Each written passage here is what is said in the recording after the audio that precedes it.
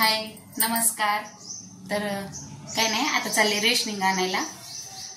आमचं रेशनिंग आलंय, ते आणायला जायचंय। तर मी स्वातीताई चाललेलो आहे।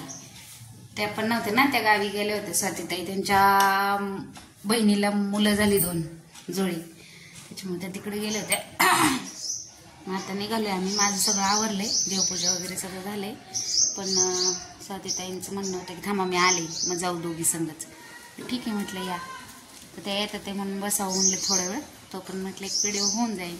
ते गेलं पण दाखवते आमचं रेशनिंगचं दुकान कुठं असतं ते। तर आहे, तुम्हाला सगळ्यांना रेशनिंग भेटत असेल तर सांगा कमेंट करून। आम्हाला भेटतं दर महिन्याला। पोरं बिरं गेली शाळेत। आता पोरं आहेत तोपर्यंत इतकी गडबड असते, इतकी पोरं शाळेत जाऊपर्यंत लय गोंधळ असतो।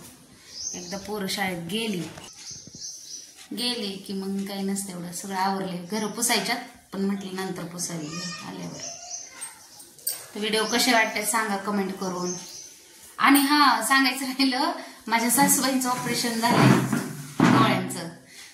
तर काल त्यांना फोन केला, ते लई ओरडले मला, म्हणजे नाही का तुझं कोण असतं तर आली असती का, असं झालं तसं झालं। म्हणजे मी गेलेच नाही, माझी गाडी चालू झाली नाही, म्हणजे गाडी जरा सर्व्हिसिंगला टाकली नाही, प्रॉब्लेम करते गाडी, चालू होत नाही पटकन।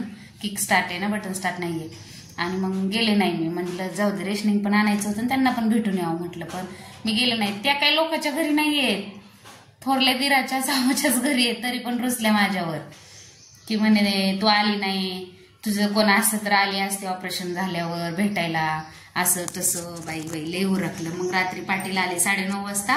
त्यांना म्हणलं काही, रडून पण गोंधळ केला, म्हणजे रडत होते ते, ऑपरेशन झाले, रडणं बरोबर नाही ना, का तर मी भेटायला गेले नाही म्हणून। अरे बापरे बापरे, लय गोंधळ केला आत्यांनी। मग म्हटलं, मग ताईंना फोन लावला तर ताई म्हटल्या नाही अगं रडत होत्या, असं तसं। म्हटलं मी फोन केलता, त्या जरा राग मला बोलल्या, म्हणून म्हटलं आपण काय बोलायला गेलं, अजून जास्त काहीतरी वाढेल म्हणून मग मी काय केलं, फोन कट केला। मग हिने फोनच का कट केला म्हणून रडत होते।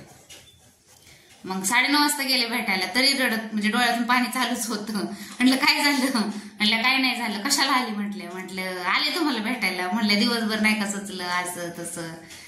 आणि ते मला कसं झाली, म्हणजे नाही का कुणी बोललं तर मी नाही जास्त लक्ष देत कुठल्या गोष्टीकडं। आपण आपली मतं, आपण आपलं काम याच्यावर असते मी, म्हणजे कोणी काही बोलू दे, आपण नाही लक्ष देत त्याच्याकडं।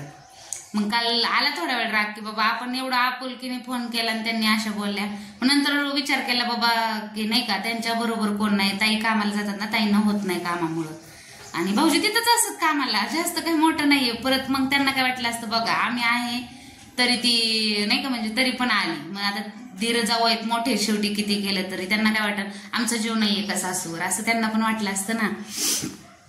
मग तरी पण नाही बाई, भेटूनच आले रात्री, तेव्हा कुठं त्या शांत झाल्या। आणि सकाळी दिला नाश्ता वगैरे, त्यांना अंडी वगैरे दिली उकडून।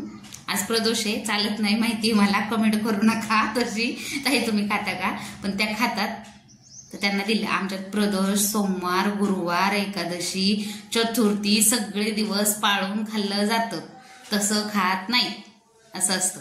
आता मार्गशीर्ष महिना होता, पण तरी पण पाटलांची इच्छा होती खायचं तर घरात नाही करून दिलं त्यांना, टेरिसवरती करून दिलं, वरतीच खाल्ले, वरतीच भांडी बिंडी सगळं धुतलं त्यांनी, आणि पोरांनी खाल्लं, मी नाही खाल्लं। मला लागतं, म्हणजे श्रावण महिना पाळतोच सगळे, शक्यतो मार्गशीर्ष महिना पाटील बाहेर खातात, पाळत नाहीत, पण ह्यावेळेस त्यांनी हट्टच धरला की खायचंय मला, घरी खायचंय तर खावा बाबा, आम्हाला काय करायचंय आहे का नाही, ज्याची त्याची इच्छा, आपण काय करणार।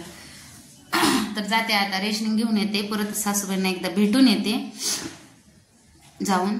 परत त्यांनी म्हणाय नको अजून ह्यांचं पाटलांचं काय ठरलं, कुठं जायचं काय, उद्या रविवार आहे, मग उद्या जाणं होते नाही होते, म्हटलं आजच जाऊ, आणि उद्या आल्यावर घेऊन येता येईल त्यांना इकडंच, कारण ताई कामाला जातात, पोरी एक कॉलेजला जाते आणि एक जॉबला आहे, भाऊजी कामावर असतात। मग दिवसभर त्या तरी घरी काय करणार ना, मी घरीच असते। मग इथं थोडं, आणि इथं कसं म्हणजे बायका त्यांच्या कामातल्या मैत्रिणी वगैरे येतात, भेटतात, बोलतात, बसतात, तर इथं करमून जातं त्यांना।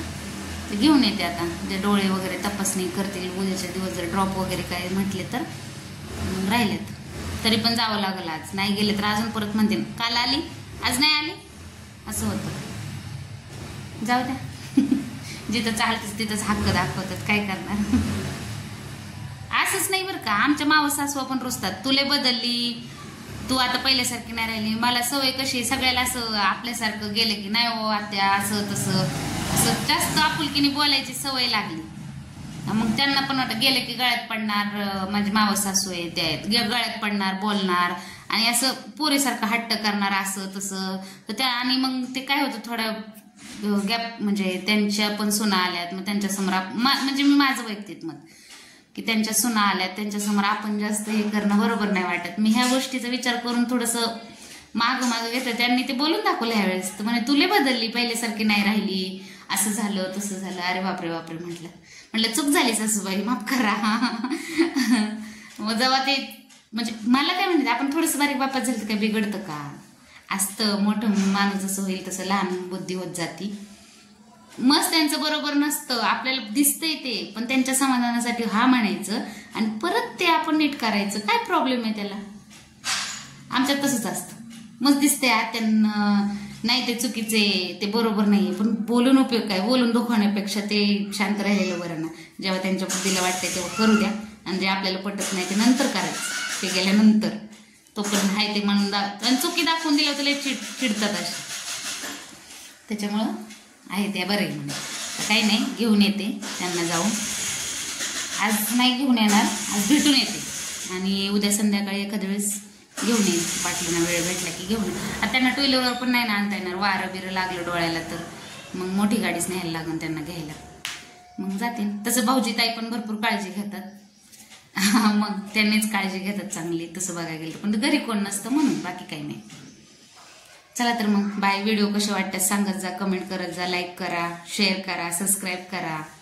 आणि तुमचा सपोर्ट चांगला आहे दिसतोय मला. रोज वाढतात ते नवीन सदस्य, तर असाच सपोर्ट राहू द्या. व्हिडिओ आवडत असेल तर नक्की कमेंट करून सांगत जा. आवडतच असतील एवढं म्हणजे चांगला सपोर्ट आहे तुमचा, असाच सपोर्ट राहू द्या. चला तर मग बाय सगळ्यांना. पलीकडे एक दुकान आहे.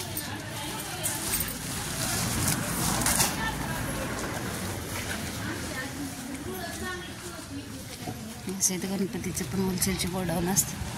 हे असं दुकान आहे. इथं लाईन लागलेली असते रेशनिंगची आणि इथं वाटप असते. स्वाती कांबळे तयार